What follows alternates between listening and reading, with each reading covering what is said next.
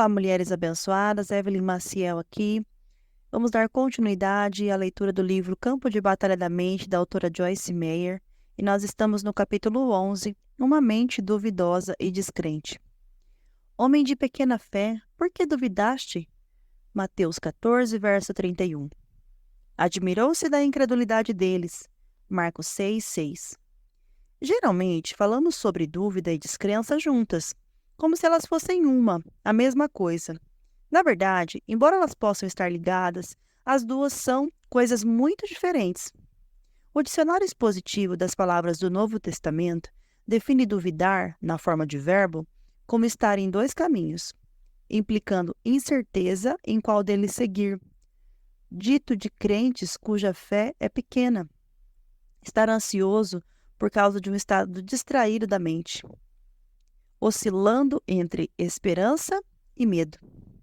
O mesmo dicionário assinala que uma das duas palavras gregas traduzidas como descrença é sempre traduzida como desobediência, na VR, versão revista da tradução King James. Então, quando olhamos para essas duas armas poderosas do inimigo, vemos que a dúvida leva uma pessoa a oscilar entre duas opiniões, enquanto a descrença a conduz à desobediência.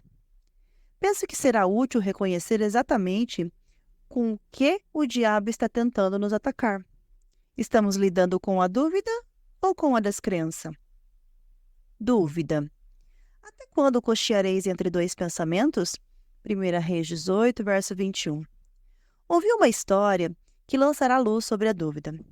Havia um homem que estava doente e que estava confessando a palavra sobre o seu corpo, repetindo versículos de cura e crendo que sua cura se manifestaria. Enquanto fazia isso, era intermitentemente atacado por pensamentos de dúvida. Após ter atravessado um tempo difícil e começando a ficar desencorajado, Deus abriu-lhe os olhos para o mundo espiritual. Isso foi o que ele viu: um demônio dizendo-lhe mentiras, dizendo-lhe que ele não seria curado e que confessar a palavra não iria funcionar. Mas ele também viu que cada vez que ele confessava a palavra, saía a luz da sua boca como uma espada e o demônio se acovardava e recuava. Quando Deus lhe mostrou essa visão, o homem então entendeu por que era tão importante repetir a palavra. Ele viu que realmente tinha fé e, por causa disso, o demônio o estava atacando com dúvida. A dúvida não é algo que Deus coloca em nós. A Bíblia diz que Deus dá a cada homem uma medida de fé, Romanos 12, 3. Deus colocou a fé em nosso coração, mas o diabo tenta anular a nossa fé atacando-nos com a dúvida. A dúvida vem em forma de pensamentos que estão em oposição à palavra de Deus. Por isso, é tão importante que a conheçamos. Se conhecermos a palavra, então poderemos reconhecer quando o diabo estiver mentindo para nós. Tenha certeza de que ele nos conta mentiras para roubar o que Jesus Cristo comprou para nós por meio da sua morte e ressurreição. Dúvida e descrença. Abraão, esperando contra a esperança. Para Abraão, a razão humana para a esperança havia acabado. Creu para vir a ser pai de muitas nações, segundo lhe fora dito, assim será a tua descendência. E sem enfraquecer na fé, embora levasse em conta o seu próprio corpo amortecido, estando como morto, sendo já de 100 anos, ou quando ele considerou a infertilidade do ventre amortecido e a idade avançada de Sara, não duvidou, nem descreu, por incredulidade, da promessa de Deus. Mas pela fé se fortaleceu, dando glória a Deus, estando plenamente convicto de que ele era poderoso para manter a sua palavra e cumprir o que prometera. Romanos 4, do 18 ao 21, com acréscimos da autora. Quando estou em uma batalha, sabendo o que Deus prometeu, mas mesmo assim sendo atacada pela dúvida e descrença, gosto de ler e meditar nessa passagem. Abraão tinha recebido a promessa de Deus de que faria com que tivesse um herdeiro do seu próprio corpo. Muitos anos vieram e se foram, e ainda não havia nenhuma criança como resultado do relacionamento de Abraão e Sara. Abraão ainda estava esperando em fé, crendo que o que Deus havia dito viria a acontecer.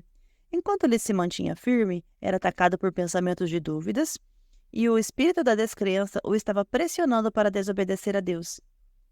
A desobediência em uma situação como essa é simplesmente desistir quando Deus está nos ordenando que perseveremos. Desobediência é negligenciar a voz do Senhor, ou o que quer que Deus esteja nos falando pessoalmente, não apenas transgredir os 10 mandamentos. Abraão continuou firme, ele continuou louvando e dando glórias a Deus. A Bíblia afirma que ao fazer isso ele ficou mais forte na fé. Quando Deus nos pede para fazer alguma coisa, a fé para crer nisso ou para fazer isso vem da palavra de Deus. Seria ridículo Deus esperar que fizéssemos alguma coisa sem nos dar a habilidade de crer que podemos fazê-lo. Satanás sabe quão perigosos seremos com um coração cheio de fé, então ele nos ataca com dúvida e descrença. Não é que não tenhamos fé, é apenas que Satanás está tentando destruir nossa fé com mentiras. Dou-lhe um exemplo. Refere-se ao tempo quando recebi meu chamado para o ministério. Era uma manhã comum como outra qualquer, exceto que tinha sido cheia do Espírito Santo 3 semanas antes. Tinha acabado de ouvir meu primeiro áudio de ensino. Era uma mensagem do pastor Ray Mosholder, intitulada Passe para o Outro Lado. Estava agitada em meu coração e surpresa que alguém pudesse ensinar 1 hora inteira usando um versículo e que toda a palestra fosse interessante. Enquanto estava arrumando minha cama, subitamente senti um desejo intenso, bem no meu íntimo, de ensinar a palavra de Deus. Então a voz do Senhor veio a mim dizendo: Você irá a todos os lugares e ensinará a minha palavra e terá um amplo ministério de fitas gravadas. Não haveria nenhuma razão natural para acreditar que Deus havia mesmo falado comigo, ou que poderia ou faria o que tinha acabado de ouvir. Tinha muitos problemas dentro de mim. Não teria chegado a ser um material ministerial, mas Deus escolhe as coisas fracas e tolas do mundo para confundir os sábios.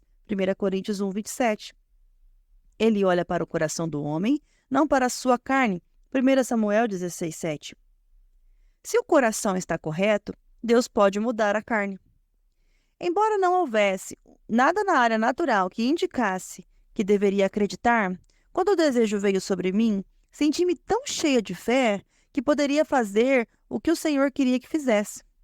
Quando Deus chama, Ele dá o desejo, a fé e a habilidade para fazer o trabalho. Mas também quero dizer-lhe que durante os anos que passei em treinamento e em espera, o diabo me atacou regularmente com dúvida e descrença. Deus coloca sonhos e visões no coração do seu povo. Eles começam como sementinhas. Assim, quando uma mulher tem uma semente plantada em seu ventre quando ela fica grávida, da mesma forma nós nos tornamos grávidos, figurativamente falando, com as coisas que Deus fala e promete.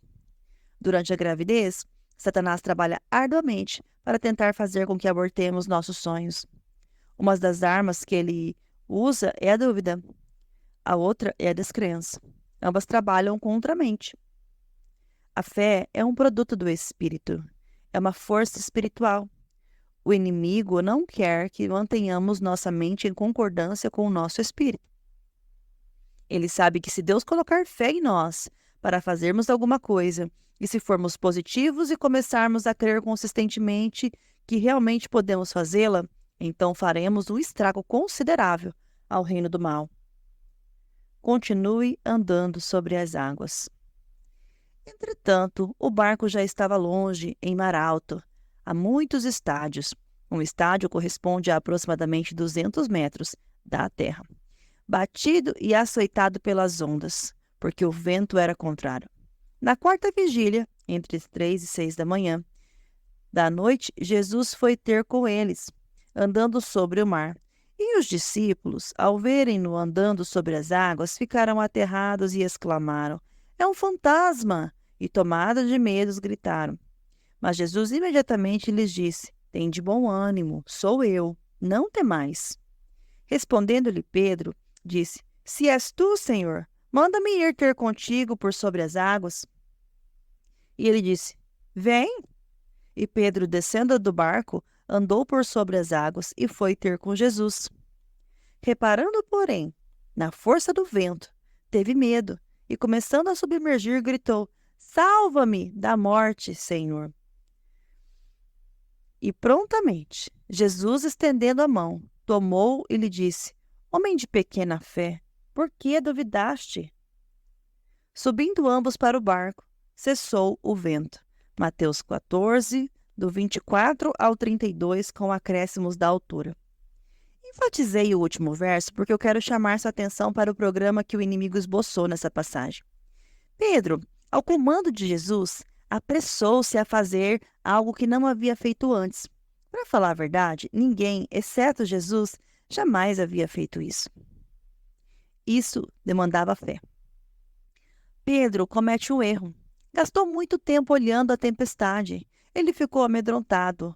Dúvida e descrença o assediaram e ele começou a afundar.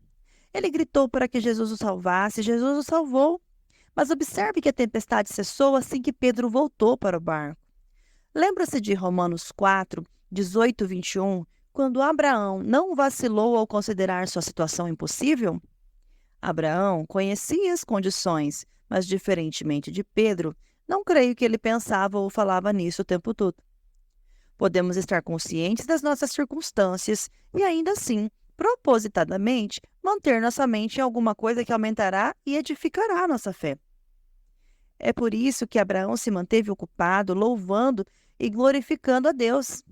Glorificamos a Deus quando continuamos a fazer o que sabemos que é certo, mesmo em circunstâncias adversas. Efésios 6,14 nos ensina que em tempos de guerra espiritual devemos colocar o cinturão da verdade. Quando a tempestade vier em sua vida, bata os pés, levante o rosto resolutamente e determine-se pelo Espírito Santo a ficar fora do barco. Muito frequentemente, a tempestade cessa assim que você desiste e engatinha de volta para um lugar de segurança e proteção. O diabo traz tempestades em sua vida para intimidá-lo. Durante a tempestade, lembre-se de que a mente é o campo de batalha. Não tome suas decisões baseado em seu pensamento ou sentimento, mas confira em seu espírito. Quando fizer isso, você encontrará a mesma visão que estava lá no começo. Nenhuma hesitação é permitida. Se, porém, algum de vós necessita de sabedoria, peça a Deus, doador, que a todos dá liberalmente e nada lhes impropera, e ser-lhe-á concedida sem reclamar, sem reprovar ou censurar. Peça-a, porém, com fé, em nada duvidando, sem hesitação, sem inquietação, pois o que duvida, hesita e se inquieta é semelhante à onda do mar, impelida e agitada pelo vento. Verdadeiramente, não suponha que esse homem alcançará do Senhor alguma coisa que pedir. Tiago 1, dos 5 ao 7, com acréscimos da autora. Meu pastor, Rick Shelton, conta uma história sobre como ficou confuso tentando decidir o que fazer quando ele se formou no seminário bíblico.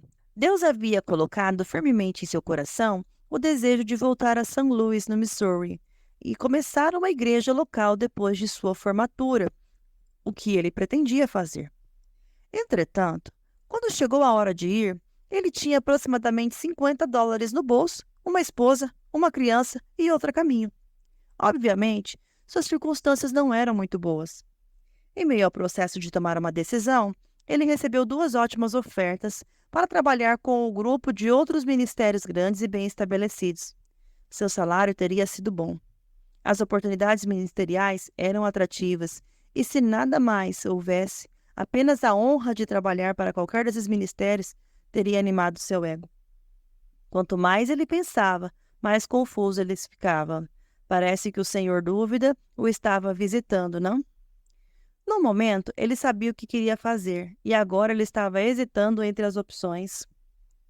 Como suas circunstâncias não favoreciam sua volta a São Luís, ele estava tentando aceitar uma das outras ofertas, mas não conseguia se sentir em paz em qualquer uma das direções. Finalmente, ele pediu conselho a um dos pastores que lhe havia oferecido um emprego, e o homem sabiamente disse: vá para algum lugar, fique quieto, desligue a cabeça, faça o que está em seu coração. Quando ele seguiu o conselho do pastor, descobriu rapidamente que em seu coração estava a igreja em São Luís. Ele não sabia como poderia fazê-lo com o que tinha em mãos, mas ele seguiu em frente, obedientemente, e os resultados foram maravilhosos. Hoje, Rick Shelton é o fundador e o pastor principal do Life Christian Center em São Louis, Missouri. Atualmente, a Life Christian Center é uma igreja de aproximadamente 3.000 membros com alcance mundial. Milhares de vidas têm sido abençoadas e transformadas ao longo dos anos por meio desse ministério. Fui pastora adjunta lá por 5 anos e meu ministério, Life in the World, nasceu durante esse tempo. Pense em quanto o diabo teria roubado, mediante a dúvida e a descrença, se o pastor Shelton tivesse sido dirigido pela cabeça em vez do coração. A dúvida é uma escolha. Cedo de manhã, ao voltar para a cidade, teve fome. E vendo uma figueira à beira do caminho, aproximou-se dela, e não tendo achado senão folhas, sabendo que na figueira os frutos aparecem ao mesmo tempo que as folhas, disse-lhe: nunca mais nasça fruto de ti. E a figueira secou imediatamente. Vendo isto, os discípulos admiraram-se grandemente e exclamaram: como secou depressa a figueira? Jesus, porém, lhes respondeu: em verdade eu vos digo que se tiverdes fé, uma confiança verdadeiramente firme, e não duvidares, não somente fareis o que foi feito à figueira, mas até mesmo se a este monte disserdes: erga-te e lança-te no mar, tal sucederá. E tudo quanto pedirdes em oração, crendo e realmente acreditando, recebereis. Mateus 21, do 18 ao 22, com acréscimos da autora. Quando seus discípulos se maravilharam e perguntaram a Jesus como ele era capaz de destruir a figueira com uma palavra apenas, em essência, ele lhes disse: se vocês tiverem fé e não duvidarem, vocês podem fazer a mesma coisa que eu fiz à figueira, e outras obras maiores farão. João 14, 12.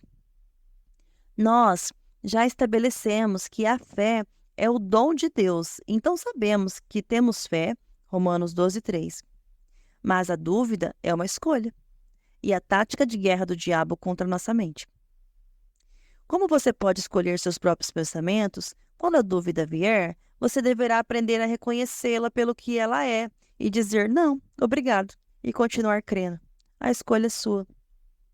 Incredulidade é desobediência. E quando chegaram junto da multidão, aproximou-se dele um homem que se ajoelhou e disse: Senhor, compadece-te do meu filho, porque é lunático e sofre muito. Talvez Jesus tenha ensinado aos seus discípulos certas coisas a fazer naqueles casos, e a descrença os tenha levado a desobedecer-lhe. Portanto, eles foram mal-sucedidos. De qualquer forma, o ponto é que a descrença, como a dúvida, impedirá que façamos o que Deus nos chamou e ungiu para realizar na vida. Isso também nos impedirá de experimentar uma sensação de paz que Ele quer que desfrutemos ao encontrarmos descanso para nossa alma nele. Mateus 11, do 28 ao 29. O descanso sabático. Esforcemo-nos, sejamos zelosos e nos empenhemos, pois para entrar naquele descanso de Deus, para conhecê-lo e experimentarmos por nós mesmos, a fim de que ninguém caia, nem pereça, segundo o mesmo exemplo de descrença e desobediência na qual caíram os que estavam no deserto. Hebreus 4, verso 11, acréscimos da autora. Se você ler todo o capítulo 4 da carta aos Hebreus, verá que ele está falando sobre um repouso sabático que está à disposição do povo de Deus. Debaixo da antiga aliança, o sábado era observado como um dia de repouso. Debaixo da nova aliança, esse descanso sabático aqui referido é um lugar de descanso espiritual. É um privilégio que cada crente recusar preocupar-se ou ter ansiedade. Como crentes, podemos entrar no descanso de Deus. Uma observação cuidadosa de Hebreus 4:11 revela que só entraremos naquele descanso crendo, e seremos privados dele pela descrença e pela desobediência. A desobediência nos manterá em um viver desértico, mas Jesus providenciou um lugar permanente de descanso que pode ser habitado apenas se vivermos pela fé. Vivendo de fé em fé. Visto que a justiça de Deus se revela no Evangelho de fé em fé, como está escrito, o justo viverá por fé. Romanos 1, verso 17. Lembro-me de um incidente que pode ilustrar esse ponto com muita clareza. Certa noite, estava andando pela minha casa, tentando fazer alguns serviços domésticos, e estava muito infeliz. Não tinha nenhuma alegria. Não havia paz no meu coração. Ficava perguntando ao Senhor: o que está errado comigo? Frequentemente me sentia daquela maneira e, sinceramente, queria saber qual era o meu problema. Estava tentando seguir todas as coisas que já estava aprendendo em minha caminhada com Jesus, mas alguma coisa certamente parecia estar faltando. A essa altura, o telefone tocou. Enquanto estava conversando, dava uma olhada em uma caixa de cartões de versículos bíblicos que alguém havia me mandado. Na verdade, não estava olhando para nenhum deles, apenas mexendo neles enquanto estava ao telefone. Quando desliguei, decidi escolher um ao acaso para ver se conseguiria algum encorajamento. Tirei Romanos 15, 13. O Deus da esperança vos enche de todo gozo e paz no vosso crer, através da experiência da vossa fé, para que sejais ricos e abundantes de esperança no poder do Espírito Santo. Acréscimos da autora. Eu vi. Todo o meu problema era a dúvida e a descrença. Estava fazendo a mim mesma infeliz por acreditar nas mentiras do diabo. Estava sendo negativa. Não poderia ter alegria e paz porque não estava crendo. É impossível ter alegria e paz e viver em descrença. Tome a decisão de acreditar em Deus e não no diabo. Aprenda a viver de fé em fé. De acordo com Romanos 1,17, essa é a maneira como a justiça de Deus é revelada. O Senhor precisou revelar-me que, em vez de viver de fé em fé, eu vivia frequentemente de fé em dúvida e descrença. Então voltava à fé por um pouco e mais tarde retomava a dúvida e a descrença. Ia para trás e para frente, de uma a outra. Por isso estava tendo tanto problema e infelicidade em minha vida. Lembre-se, de acordo com Tiago 1, do 7 ao 8, o homem de ânimo dobre é instável em todos os seus caminhos e jamais recebe o que ele quer do Senhor. Decida que você não será de ânimo dobre. Não viva na dúvida. Deus tem uma grande vida planejada para você. Não permita que o diabo roube com mentiras. Em vez disso, refutai argumentos e teorias e racionalismo e toda altivez que se levante contra o verdadeiro conhecimento de Deus, levando cativo todo pensamento e propósito à obediência de Cristo, o Messias, o ungido, 2 Coríntios 10, verso 5, com acréscimos da autora. E assim nós finalizamos a leitura deste capítulo e eu te espero no próximo. Deus te abençoe.